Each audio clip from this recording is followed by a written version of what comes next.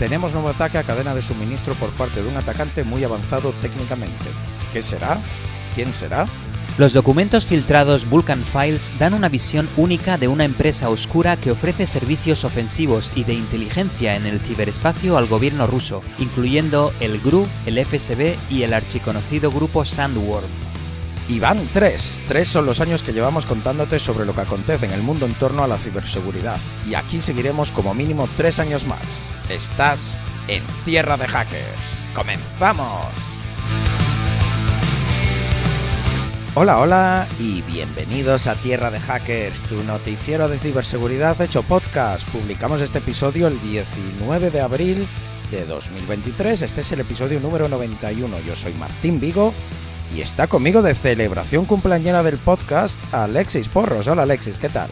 Pues muy buenas, Martín, muy contento y muy buen feliz cumpleaños, Tierra de Hackers y queridos oyentes. Ya llegamos al tercer año desde que empezamos, parece que fue ayer. Le hemos echado una de horas, si vosotros supierais, pero seguro que lo sabéis porque nos seguís episodio tras episodio. Quería recapitular brevemente las estadísticas. 3 años, 90 episodios con este 91, unas 200 noticias y más de 135 horas de Martín y yo dándoos la vara con todo lo que pasa en el mundo de la ciberseguridad. Y muchas gracias por estar con nosotros año tras año, queridos oyentes, no solo escuchándonos, sino también conviviendo con nosotros online, donde nos enviáis vuestros mensajes, sugerencias, mejoras y demás. Seguid así, la verdad, necesitamos vuestro feedback cada semana para mejorar. Así que comentadnos en todas las plataformas y redes sociales y sobre todo en las plataformas de podcast también lo que os parece bien, lo que podríamos mejorar y así os apreciamos mucho todos esos comentarios. Y para aquellos que no estén al tanto, que se hayan unido hace poco o que estén algo despistados, recordad que estamos en todas las redes sociales más populares como Tierra de Hackers o @Tierra de Hackers. En todas las plataformas decentes de podcast, si no lo estáis, rápido, id a suscribiros. Y tenemos un servidor de Discord al que podéis acceder vía tierradehackers.com/Discord. Y lo de siempre de final de la intro, agradecer vuestro apoyo a la pregunta del episodio que publicamos en Twitter y que la del anterior fue la siguiente. ¿Cómo ocultas las partes de las fotos que contienen algo que no quieres enseñar antes de subirlas a Internet?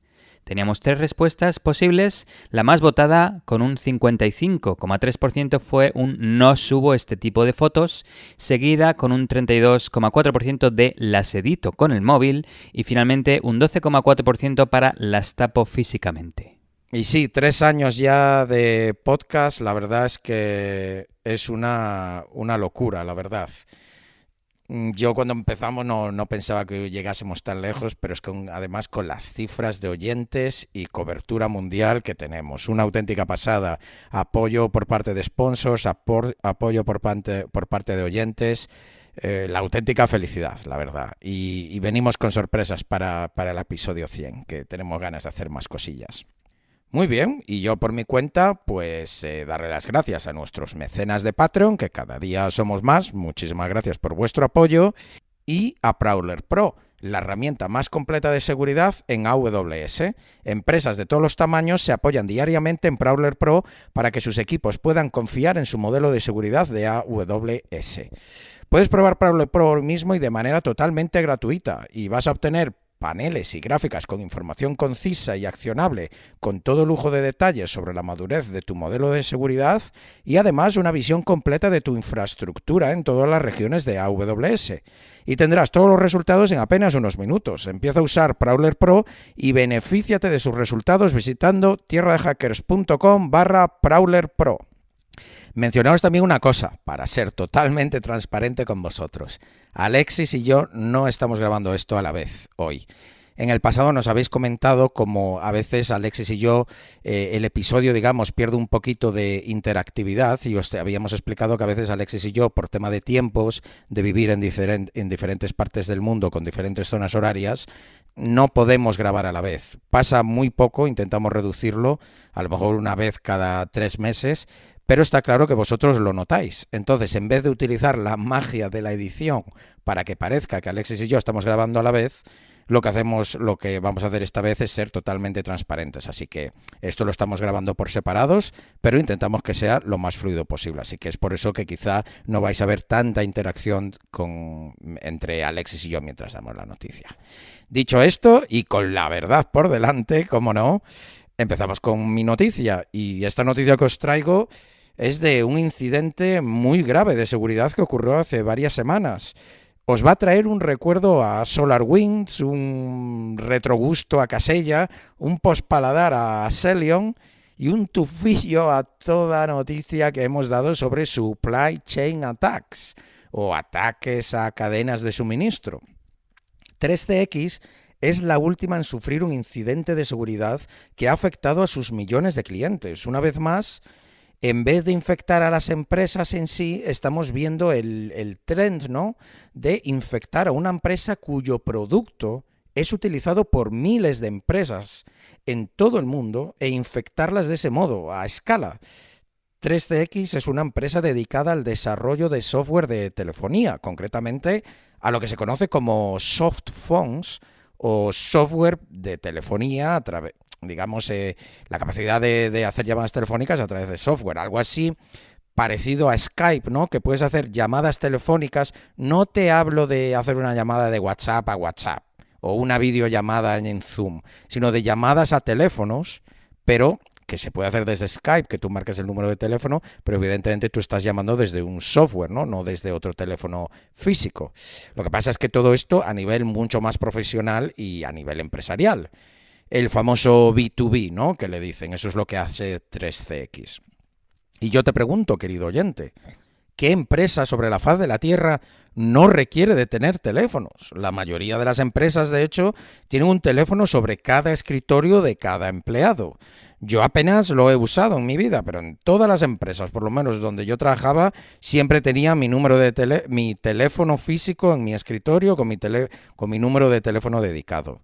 Y si bien el teléfono físico era físico, estaba gestionado todo por software, por el equipo de IT. Y es ahí donde entran productos como los de 3CX. Y me imagino que ahora es cuando os empezáis a dar cuenta del por qué 3CX es un objetivo tan jugoso.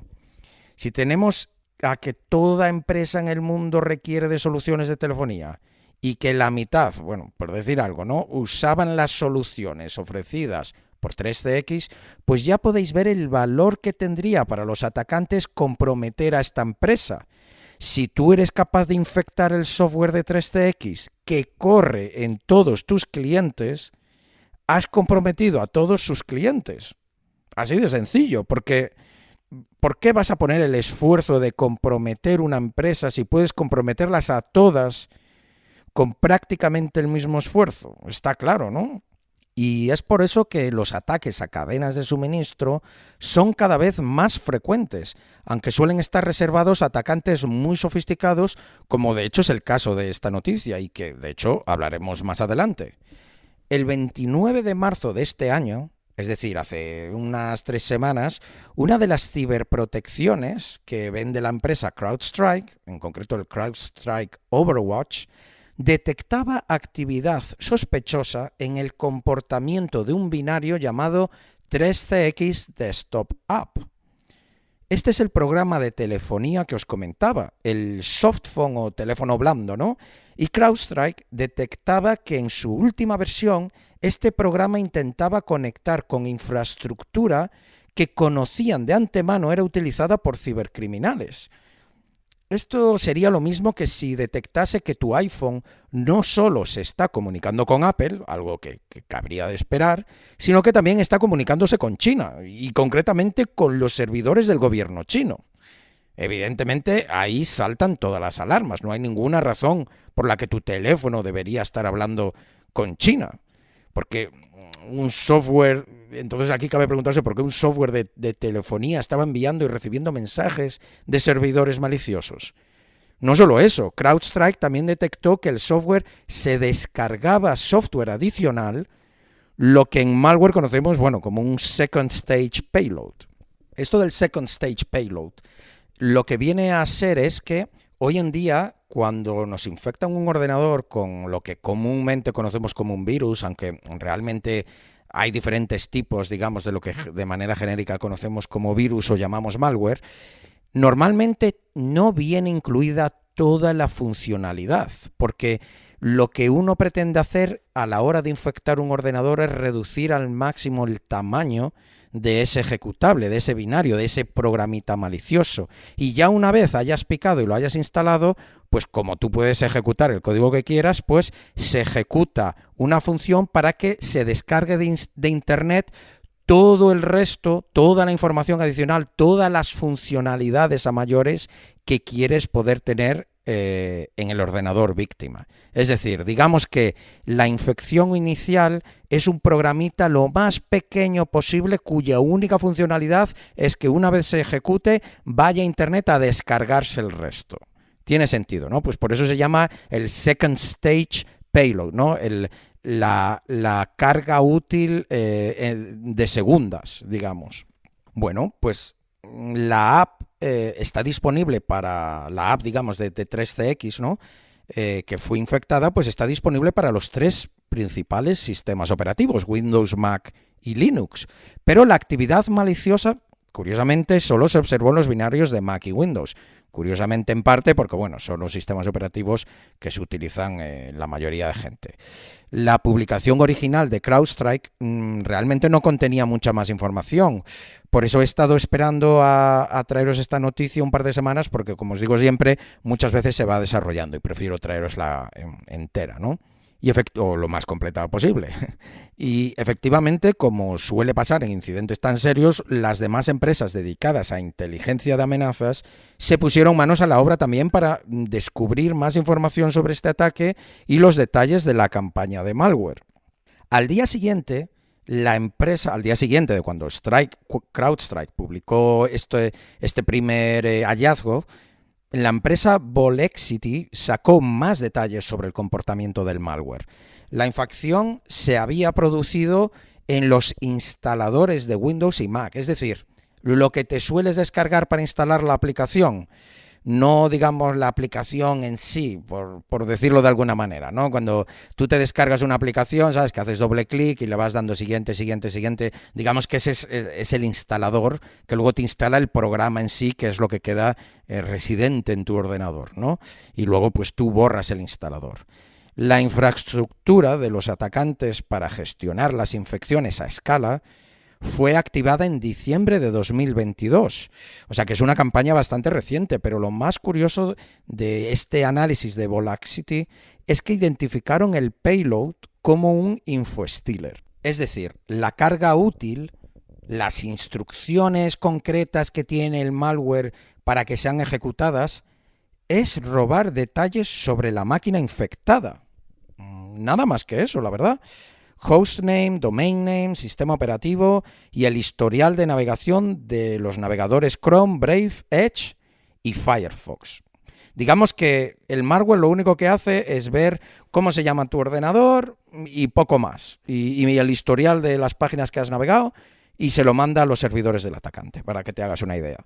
Esto puede que a ti no, pero llama bastante la atención y en principio se podría pensar que están recabando información de ordenadores a través de muchas industrias para un ataque futuro.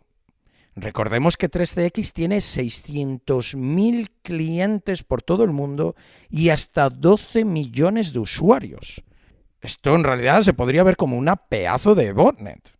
Por supuesto, como todo malware, se comunicaba con el Command and Control, lo que os decimos, los servidores de los atacantes, que estaba funcionando en dominios tales como msstorageazure.com/análisis, officestoragebox.com/api/biosync, visualstudiofactory.com/groupcore, Azure Deploy Store, MS Storage Boxes. Básicamente, para nuestros queridos oyentes menos técnicos, son referencias que hacen ver que son páginas de Microsoft para darle credibilidad si alguien mira con quién se está comunicando esta aplicación, pero que en realidad son dominios que son de los atacantes, registrados específicamente para esto.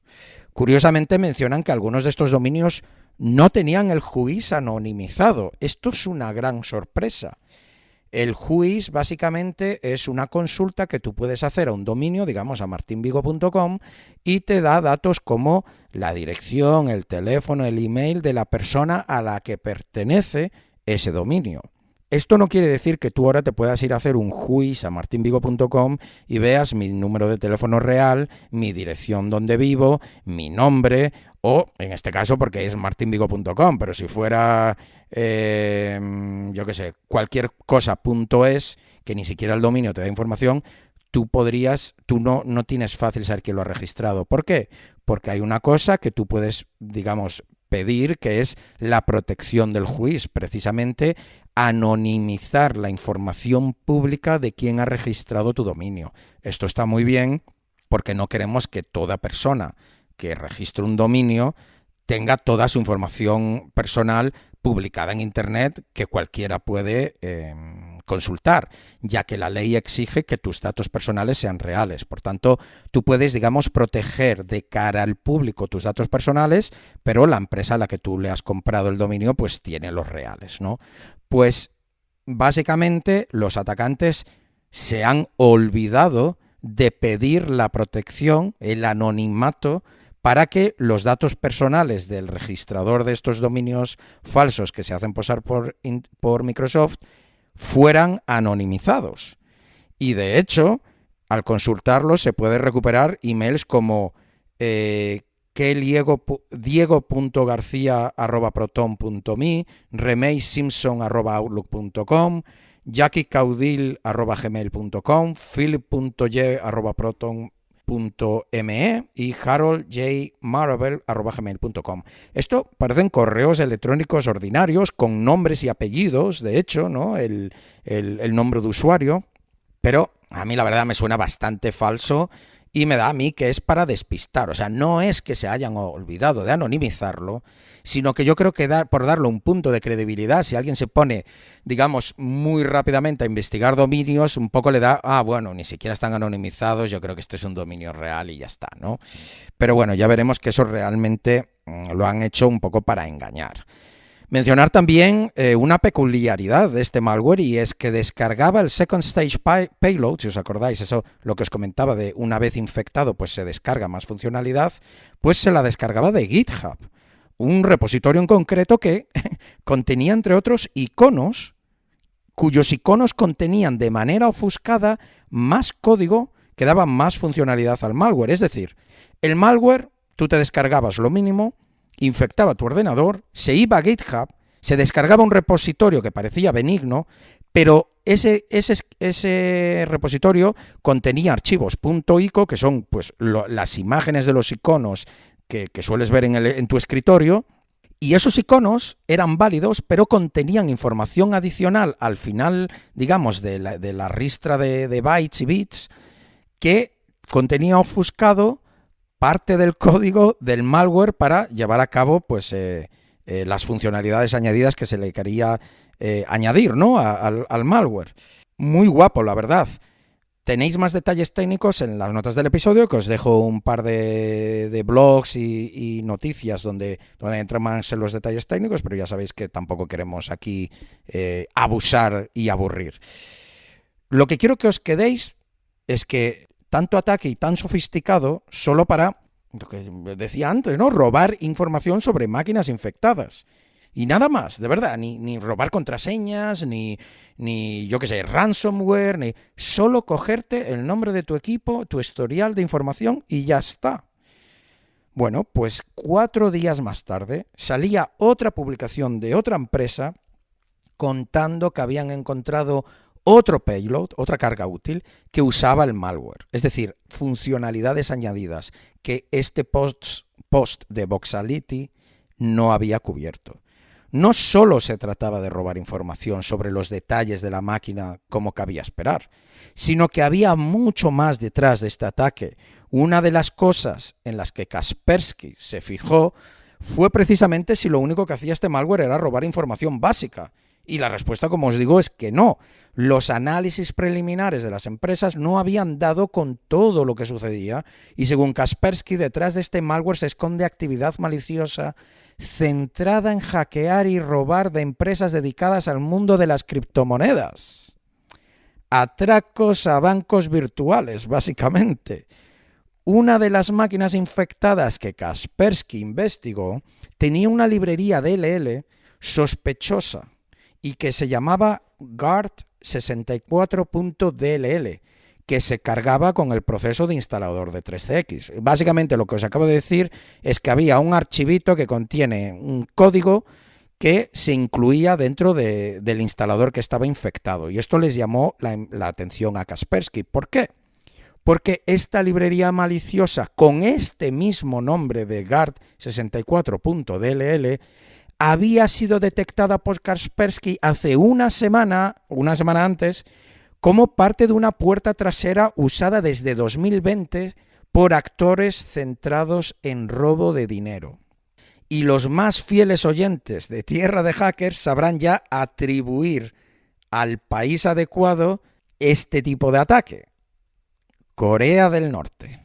Efectivamente, este backdoor es utilizado comúnmente por Lazarus Group, el APT o grupo de amenazas avanzado que opera las órdenes de Kim Jong-un. Lazarus Group son los que están detrás del famoso ransomware WannaCry de hace unos años, por si todavía no tenéis localizado quiénes son. Pues bien, como siempre os comentamos, Estados Unidos espía, China roba propiedad intelectual, Rusia crea el caos y Corea del Norte siempre se centra en robar dinero. Y este caso no es diferente. Corea del Norte puso a su equipo profesional de ciberdelincuentes a trabajar e infectar software utilizado por miles y miles de empresas para robar dinero de empresas relacionadas con criptomonedas. Una campaña súper sofisticada para lucrarse y seguir financiando su programa nuclear. ¿Por qué robar solo un banco cuando puedes comprometer una empresa intermedia y robarlos todos? Pues esa es la filosofía en este caso. Triste, pero una historia fascinante, ¿verdad?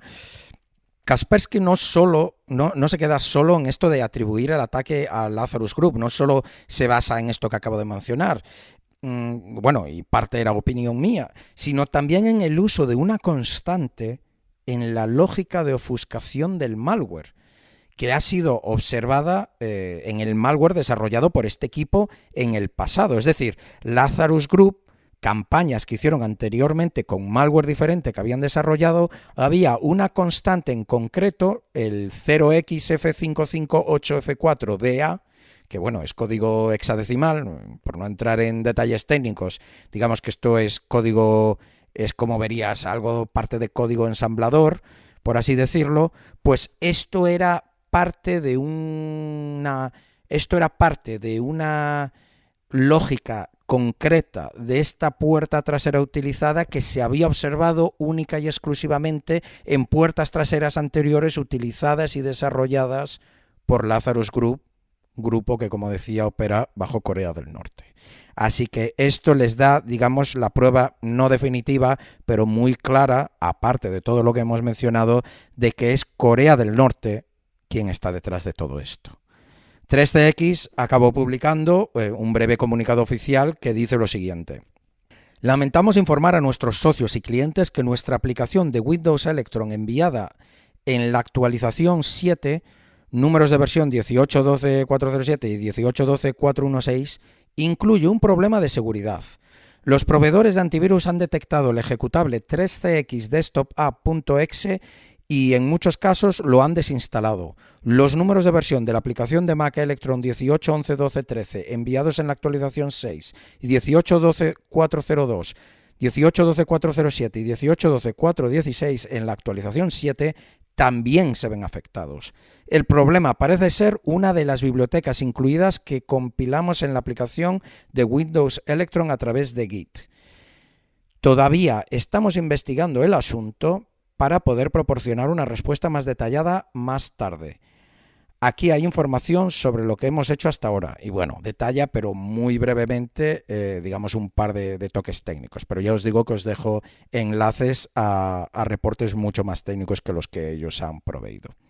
Y hasta aquí la noticia. La verdad, aquí tenemos otra campaña a nivel gubernamental de Corea del Norte, utilizando a su grupo de de hackers, ¿por qué no decirlo? Aunque en este caso trabajando para un gobierno, pero atacando al resto del mundo, utilizando a esos profesionales más sofisticados para comprometer, en vez de a un broker de criptomonedas, en vez de a un banco virtual, en vez de a una empresa fintech, a una empresa intermediaria cuyos bancos, fintechs y traders utilizan su software y así penetrar sus redes de manera indirecta. La verdad es que el mundo de los ataques a cadenas de suministro es fascinante y ya vemos que el return of investment, el dedicarse a de verdad encontrar una y luego encontrar agujeros de seguridad en sus productos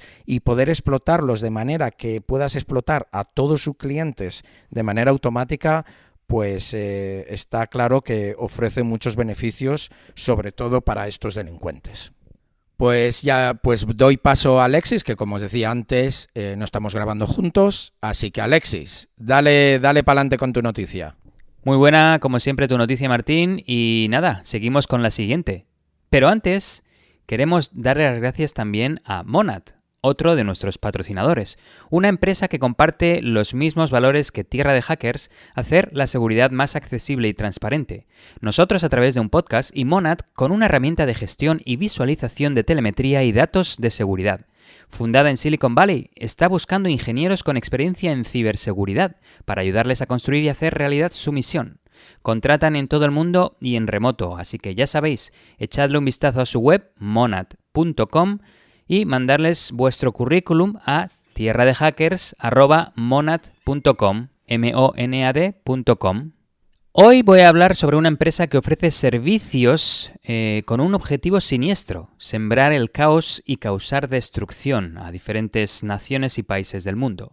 Por ejemplo, paralizar los sistemas informáticos de un aeropuerto para que la torre ya no pueda dirigir los vuelos. O desencadenar descarrilamientos de trenes mediante un programa de software que desactiva todos los controles de seguridad. O interrumpir el suministro eléctrico en grandes ciudades. Como digo, causar el caos. Todos estos ataques son elementos de la guerra cibernética, una especialidad de las agencias del servicio secreto ruso.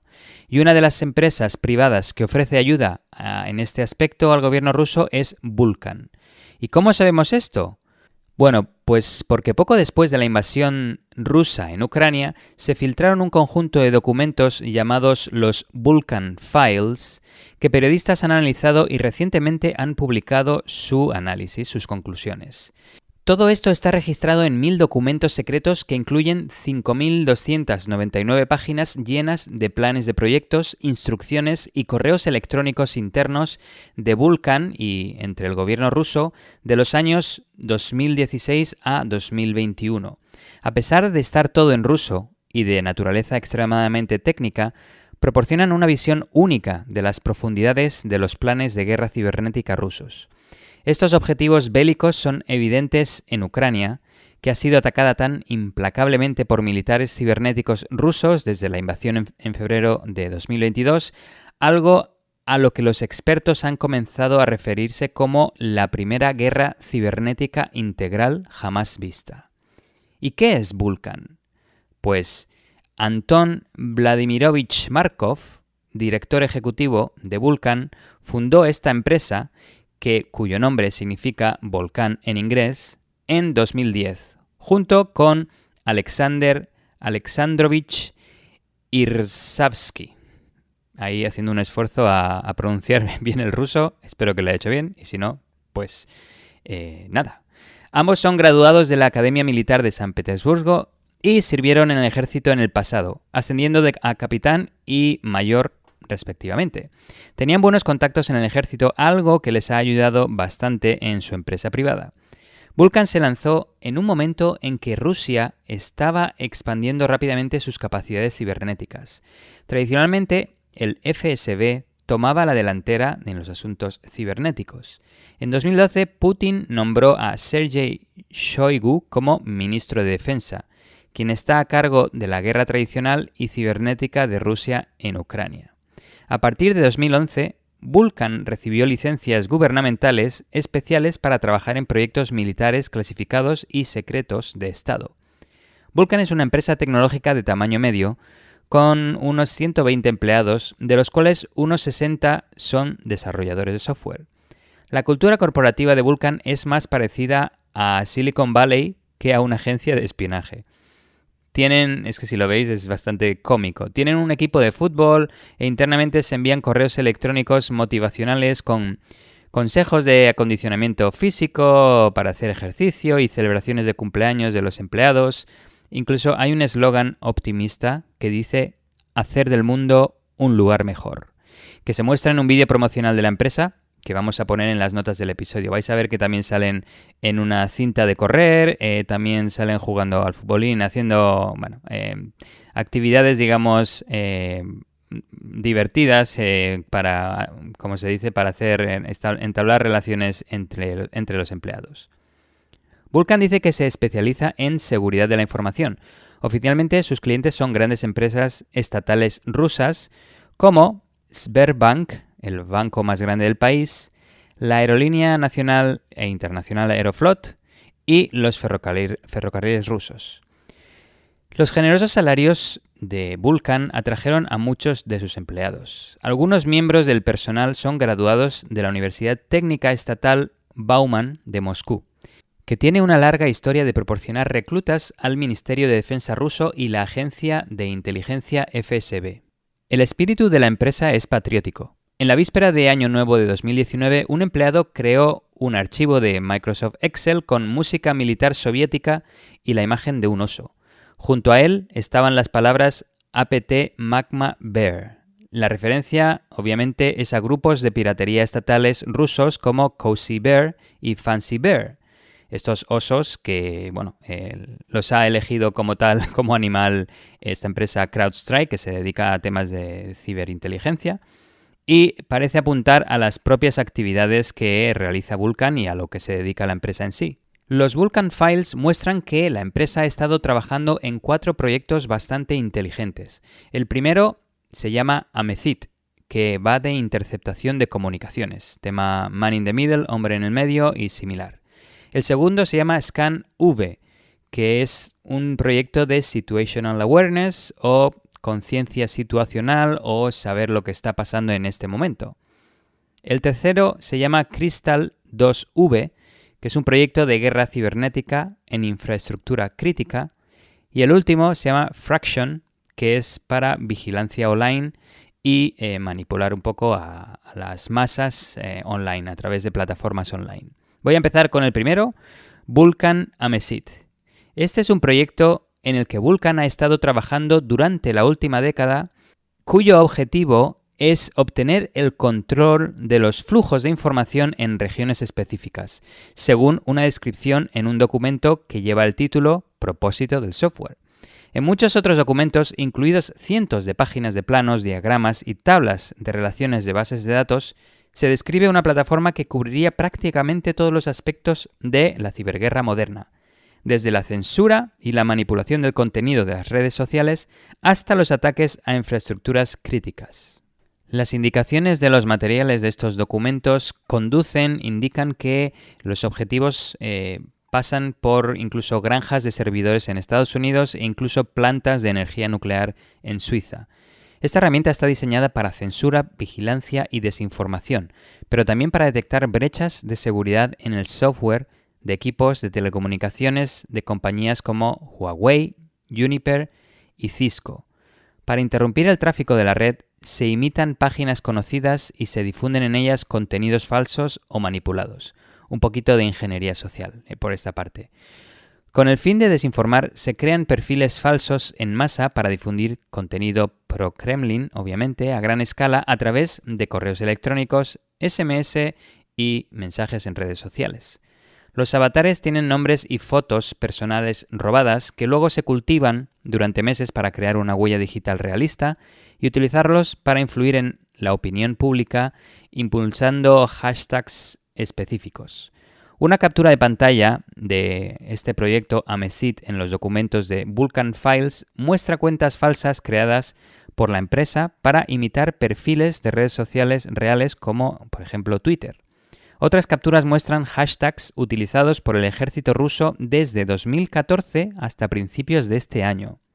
Difunden desinformación, incluida la teoría de la conspiración sobre Hillary Clinton y la negación de que el bombardeo de Siria por parte de Rusia haya matado a civiles. Tras la invasión de Ucrania, una cuenta falsa de Twitter vinculada a Vulcan publicó «Excelente líder, #Putin».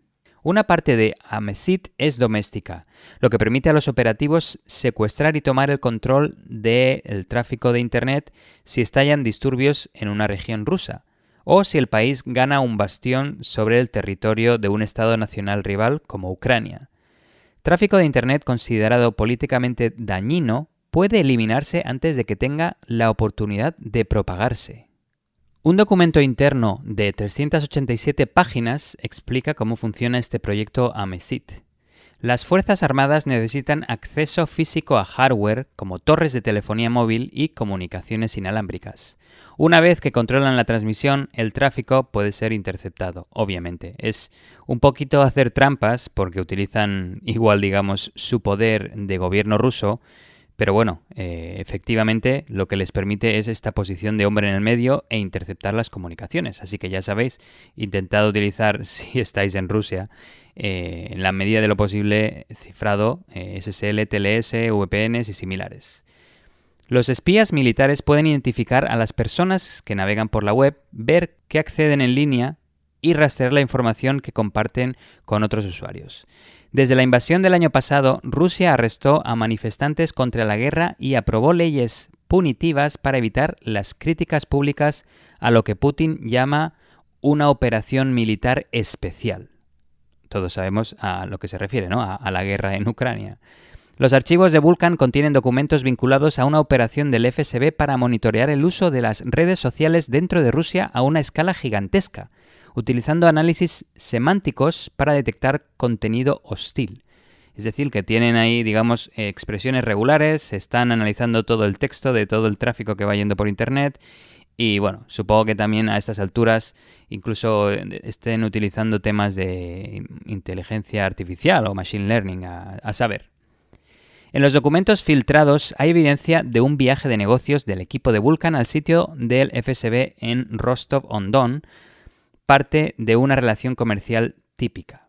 Y cuando digo típica me refiero a que, aunque los servicios secretos suelen tener sus propios departamentos especiales de guerra cibernética, no es inusual que estos trabajen junto con empresas privadas como Vulcan.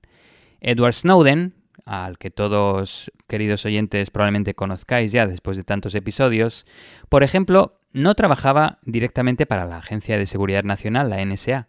Era empleado de una empresa asociada o una empresa contratista, una empresa tercera, privada llamada Booz Allen Hamilton y que ofrecía servicios al gobierno de Estados Unidos, a la NSA. Hay varios ejemplos similares de esto en todos los países del mundo, India, China y similares. Esto es debido a que es más rápido y eficiente subcontratar trabajos a proveedores de servicios especializados. Si una empresa determina que les sale más barato delegar en concepto de dinero y tiempo, pues así lo van a hacer. Y no solo empresas piensan así, los gobiernos igual. En su correo electrónico, al ejecutivo de Vulcan, Maxim Andreyevich, pidió a su equipo que preparara rápidamente una presentación de nuestra plataforma de software para el representante militar en Rostov. Así lo dijo. La demostración de Amesit y varios de sus subsistemas se llevaría a cabo en el transcurso de varios días. Los documentos filtrados no muestran ninguna indicación sobre si el viaje a Rostov-on-Don fue exitoso o si el FSB está utilizando actualmente Amesit. Pero hubo muchas otras oportunidades para que los ingenieros de Vulcan presentaran sus armas cibernéticas. Los equipos de desarrolladores viajaban regularmente a la sede del FSB en la plaza Lubyanka en Moscú, a solo 4 paradas de Vulcan, en el metro. En este edificio es donde antes la KGB de Stalin solía torturar y asesinar a los designados como enemigos del comunismo. El edificio está al lado de una librería y la filtración de estos documentos revela que los espías de la unidad fueron apodados de forma cómica amantes de los libros. por estar tan cerca de esta librería. El edificio también está a pocos metros del Kremlin. No todos los empleados de Vulkan estaban contentos con estas visitas. Esto es debido a que los agentes del servicio secreto del FSB a menudo les hacían solicitudes técnicamente poco realistas. Lo típico, ¿no? Yo me imagino, no sé si habéis visto el corto cómico de El Experto, ¿no? O The Expert. Ese vídeo en el que hay 2 clientes y 3 consultores, 2 de ellos managers y el otro un empleado técnico, que es el que realmente va a realizar el trabajo. En este caso, un desarrollador de software, ¿no? El cliente le hace peticiones surrealistas como... todo esto tuve que mirarme el vídeo para recordar, pero le pide el cliente a la empresa de servicios que dibuje 7 líneas rojas, todas perpendiculares entre ellas, algunas con tinta verde y otras con tinta transparente. Algo bastante sencillo. Así que ahí lo dejo. Supongo que el FSB le estaba pidiendo a Vulkan que realizara algunas tareas que son bastante difíciles de conseguir y probablemente si no proporcionaba ese servicio, pues obviamente no les pagarían, ¿no? Entonces, bueno, ahí queda el tema. Voy a poner el vídeo en las notas del episodio para que os riáis un ratito porque es bastante cómico. Pero sigo. Ahora quiero comentar el proyecto ScanV, que es una plataforma que los expertos en seguridad y varias agencias de inteligencia occidentales creen que es de naturaleza ofensiva. ScanV tiene como objetivo hacer que los ataques cibernéticos sean mucho más fáciles de planificar, reduciendo las semanas y los meses que suele llevar preparar tales ataques. Los objetivos primero deben investigarse exhaustivamente, cómo está estructurado el sistema de tecnologías de información de la empresa a la que quiero atacar, qué sistemas operativos se han instalado y dónde se encuentran sus debilidades.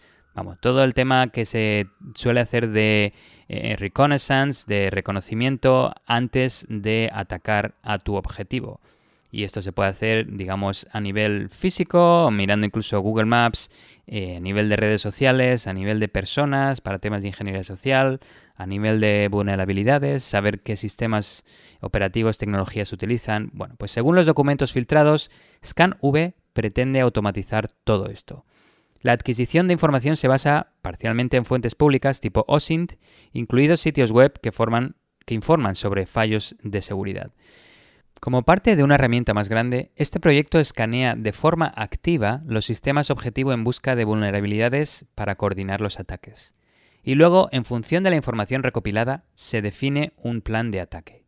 Esto es típico de películas militares, donde un líder define su estrategia en un mapa con muñequitos de plomo, colocando a sus soldados de tal forma que puedan romper las líneas enemigas y llevar a cabo el ataque completo. Esto me recuerda un poquito, por ejemplo, a la película de Gladiator, deben de haber muchas, ¿no? Pero en esta película el general está con Maximus Meridius ahí, que parece ser alguien que vivía por Extremadura, ¿no? Me pareció interesante en esa película. Pero en cualquier caso están mirando el mapa y deciden cómo la estrategia para seguir adelante el plan de ataque. Los planes cibernéticos del Kremlin no solo se enfocan en el rápido desarrollo de todo tipo de armas cibernéticas ofensivas, sino también en la creación de personal experto que sepa utilizar estas herramientas. Y Vulkan puede satisfacer este requisito. La compañía ha desarrollado su propio programa de educación para los militares cibernéticos. Un documento filtrado sobre el programa secreto, que lleva el nombre en clave Crystal 2V, afirma que su objetivo es la formación integral de especialistas en confrontación de información, el término que usan las agencias del servicio secreto ruso para describir la guerra cibernética. Esto incluye destruir los sistemas de control del transporte ferroviario, aéreo y marítimo, y otras áreas vitales tales como la electricidad y el suministro de agua. El programa también está diseñado para formarlos en el bloqueo del acceso al sistema de información pública global, una referencia aparente a Internet. Estos son ataques a las arterias vitales de suministro y transporte y los sistemas de control industrial. Y tales ataques se han visto en la realidad desde hace ya mucho tiempo. En 2017 se descubrió un ataque a una refinería de petróleo de Arabia Saudita. Los atacantes rusos intentaron manipular los mecanismos de seguridad de la instalación. Hace un año, los funcionarios de justicia de Estados Unidos acusaron al agente del GRU Evgeny Gladkich por este incidente. El GRU es el Servicio de Inteligencia Militar de las Fuerzas Armadas de la Federación Rusa, para aquellos que no lo sepáis. Oficialmente, el presunto cibercriminal había estado trabajando para una institución de investigación científica que también proporciona financiamiento a Vulcan. Dichos ataques se describen en detalle en el programa de entrenamiento desarrollado por Vulcan. La atención se centra en el acceso no autorizado a las redes críticas y la detección de puntos débiles en el sistema de destino. Un módulo adicional del curso enseña los ataques de denegación de servicio como una forma de bloquear el acceso a los servicios basados en web. Los estudiantes deben aprender todas esas habilidades tanto de la instrucción basada en la teoría como de las simulaciones prácticas de laboratorio. Y finalmente tenemos el proyecto Vulcan Fraction, que es un software de vigilancia automatizada para controlar a la población rusa. Utiliza técnicas de Machine Learning y vigila a redes sociales como Twitter, Facebook, VKontakte y Odnoklassniki, que estas dos últimas son rusas y son muy similares a redes sociales como Facebook. Un sistema para monitorear e identificar actividades en las redes sociales, literalmente decía el documento.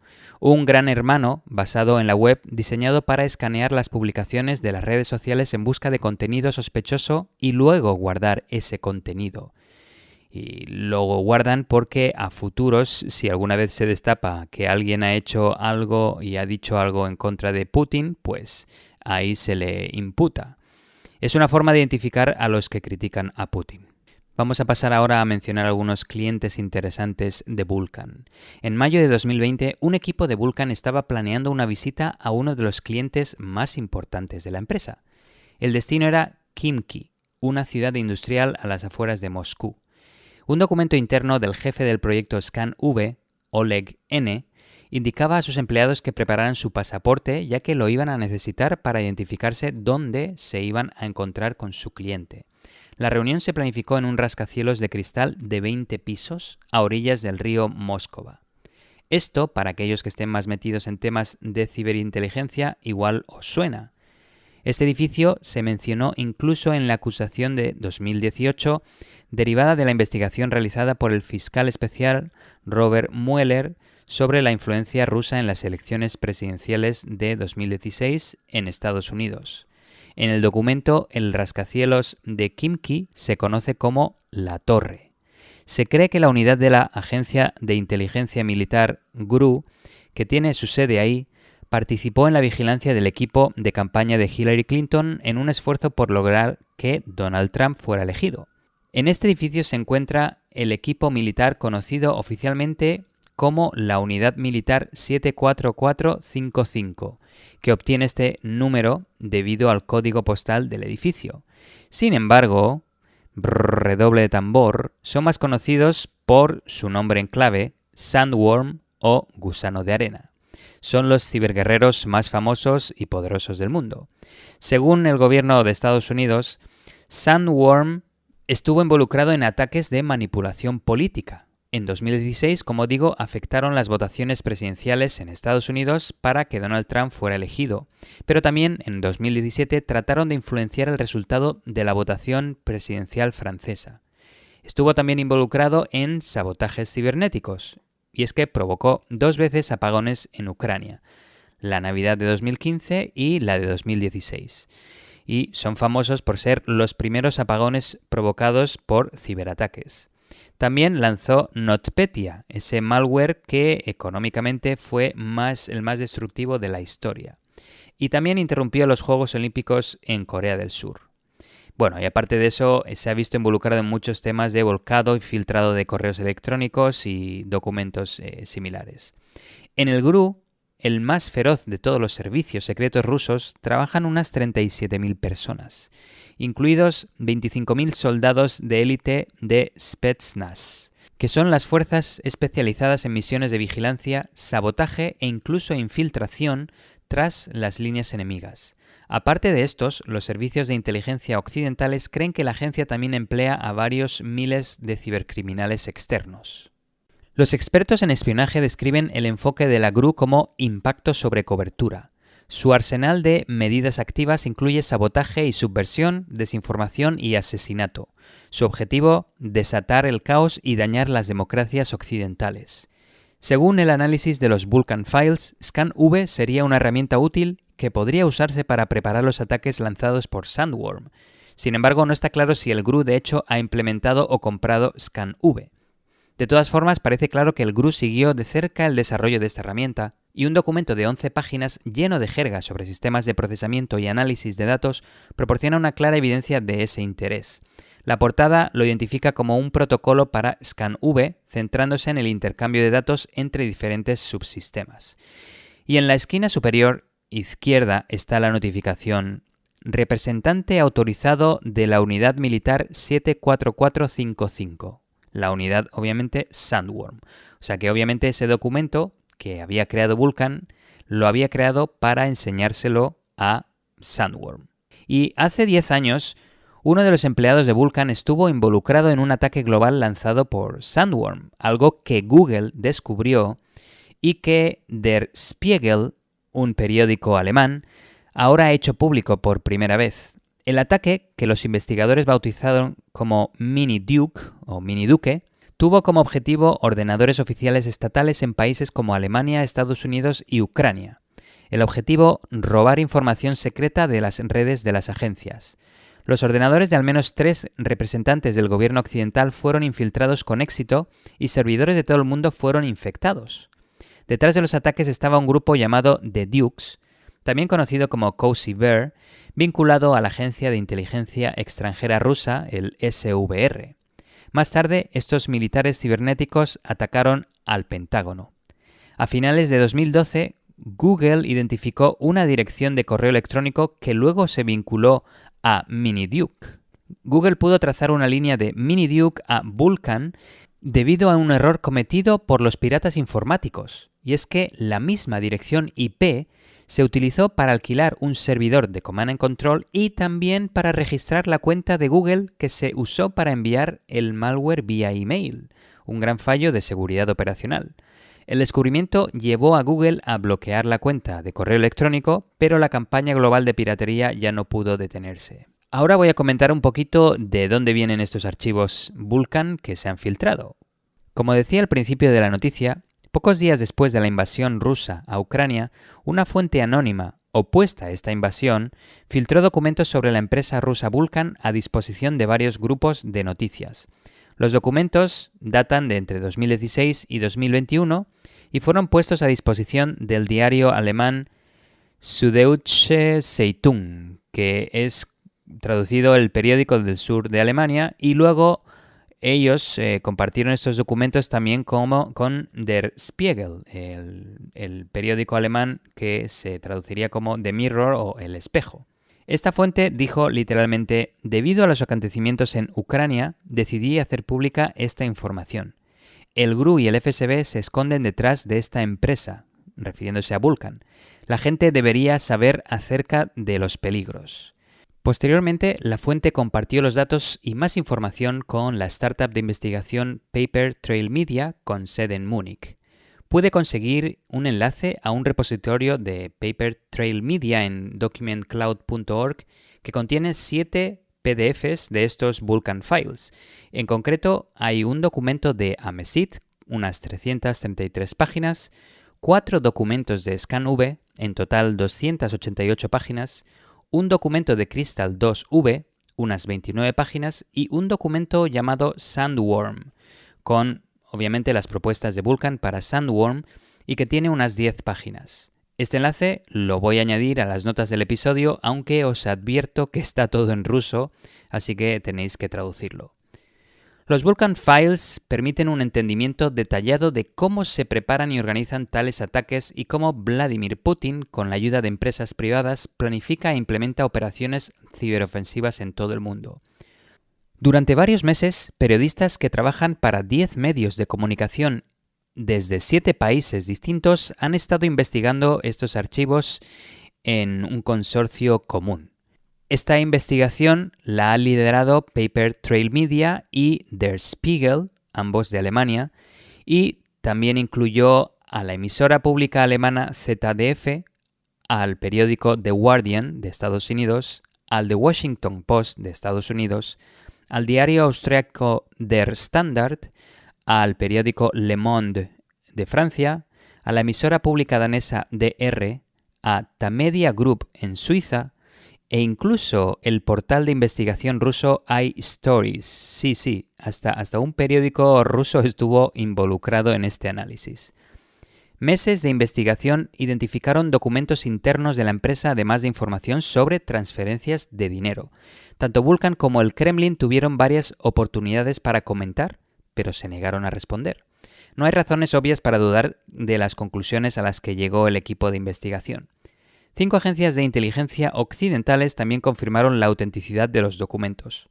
Vulcan parece ser parte del opaco complejo militar-industrial en el que las agencias de inteligencia rusas trabajan en estrecha colaboración con más de 40 empresas privadas de tecnología de la información. Uno de sus objetivos es desarrollar armas cibernéticas altamente efectivas que puedan usarse contra todos aquellos que el Kremlin ha identificado como enemigos de Rusia, especialmente, por supuesto, Occidente. La empresa recibió numerosos pagos que suman varios millones de euros de institutos estrechamente vinculados a las agencias del servicio secreto ruso y al ejército en más de 17.000 transferencias, en las que se mencionan temas como ScanV, Amesit y Crystal 2V como motivo de pago. El artículo de Der Spiegel tiene muchos detalles sobre esta noticia, incluyendo la situación actual de extrabajadores de Vulcan. A pesar de que algunos de los soldados cibernéticos rusos se refugian en su propio país, algunos de los ahora extrabajadores de Vulcan han obtenido puestos de trabajo en empresas multinacionales, incluidas algunas en Alemania. Der Spiegel pudo localizar a antiguos empleados de Vulcan que ahora trabajan para Siemens y también en empresas que ofrecen servicios a BASF, Trivago y Booking.com. No solo eso, sino que también se pudieron identificar ex empleados de Vulcan que ahora viven y trabajan en Dublín, uno de los centros de la industria tecnológica europea, con empresas como Google, IBM y Meta. IBM comentó que sus lazos comerciales con Vulcan terminaron en 2020. Me sorprende a mí que esta empresa tan grande tuviera relaciones con Vulcan, aunque igual no sabían en lo que Vulcan estaba realmente metido. Y bueno, menos mal que acabaron sus relaciones en 2020, porque si no, seguro que a revelación a partir de estos Vulcan Files la hubieran terminado igualmente.